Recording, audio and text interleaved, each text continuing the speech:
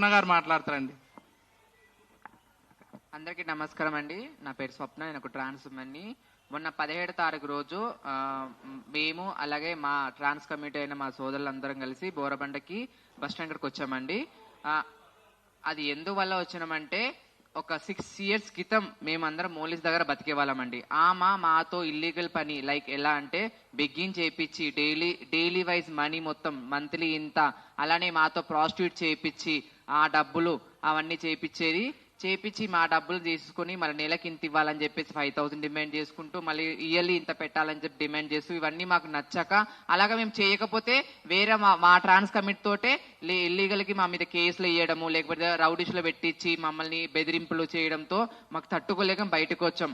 ఆ బయటకు వచ్చిన ఎడల్లో వాళ్ళు ఇప్పుడు మమ్మల్ని టార్గెట్ చేసి 6 years నుంచి ఎలా అంటే ఒక ఘోరంగా అంటే టార్చర్ పెడుతుంది. మాకు తట్టుకోలేక మా వల్ల కూడా అవుతలేదు. ఎందుకంటే మాదాపుల్లో, నార్సింగ్లో, గచ్చిబోల్లో, మా బోరబండ, అల్లాపుల్లా, కుకట్పల్లి, కేపీహెచ్పి, అల్వాల్ ఈ చుట్టుపక్కల ఉన్న ప్రాంతాల్లో మేమందరం నివసిస్తుంటాము.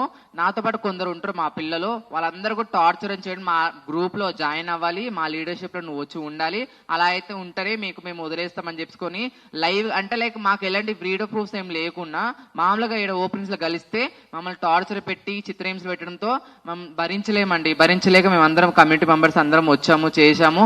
అలా ఆ టైంలో నాతో పాటు ఉన్న అఫ్సానా పలువురు 8 మెంబర్స్ పిట్టలు అందరూ పోసుకోవడం జరిగింది. ఆ నేపథ్యంలోని మంట అంటుకుంది. ఆ మంటలో మొన్న దగ్గరకి 3 members ట్రాన్స్ ఉమెన్స్ చనిపోయారండి. అఫ్సానా, హీనా, ఈ రోజు అర్లీ మార్నింగ్ ఓంకార్ నవ్య పటేల్ చనిపోయింది జరిగిందండి.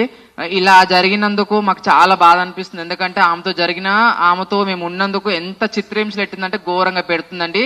ఈ మూసపేట నుంచి పంజాగుట్ట వరకు మౌలిసా అనుసరులైన సోన రాథోడ్ ఆమె అందపల్లంలో ఉన్నా అని చెప్పేసి నాకు పలువురు కేసులు వేయడం జరిగింది. అలానే 100 feet మాదాపురం 100 feet యాస్మిన్ అని చెప్పేసి ఉంటదండి. అక్కడ మేము లేని చోట్ల మేము అసలు లేము ఆ స్పాట్ లో. తను ఎక్కడో ఉంటది, తను నాకు ఇక్కడ లేదు వరంగల్లో ఉండే మనిషి. మేము అక్కడికి లేము. నేను ఢిల్లీలో ఉన్న సజ్జరే ఉన్నా. మా మీద మర్డర్ కేసులు, వీళ్ళందరూ పిల్లల మీద అందరూ మర్డర్ కేసులు ఇప్పించింది. ఇవన్నీ ఏంది అని అడుగుతానేమో లేనిపోయిన పోలీస్ స్టేషన్లకు వెళ్ళేసి లేని చెప్పేసి వాళ్ళకి ఏం చెప్తుందో ఎలా చెప్తుందో అర్థం కాకుండా మా మీద అన్ని కేసులు వేయడం జరిగింది.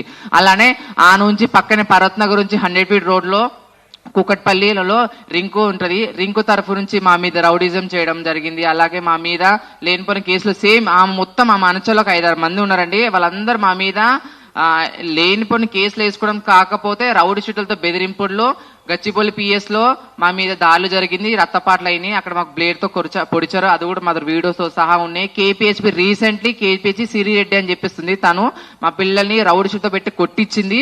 ఆ వీడియోస్ తో ఉన్నాయి, కేసులు అయినాయి. అవన్నీ తన మైండ్ లో పెట్టుకుని టార్చర్ పెట్టడం చాలా ఘోరంగా అయిపోయింది.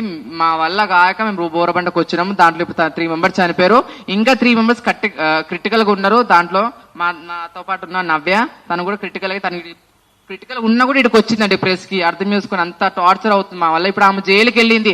ఆమెతో పాటు నా సహోదరు కొందరు ఉన్నారు, ఆమె అనుచరులు, వాళ్ళందరూ బయటే ఉంటున్నారండి. మాకైతే వాళ్ళ తరఫు నుంచి ప్రాణహాని ఉంది. చాలా భయంతో ఉన్నాం. బయటకు వెళ్ళాలంటే కూడా భయం వేస్తుంది. వాళ్ళు ఎప్పుడు ఏం చేస్తారో ఎలా చేస్తారని చెప్పేసి భయంతో ఉన్నామండి.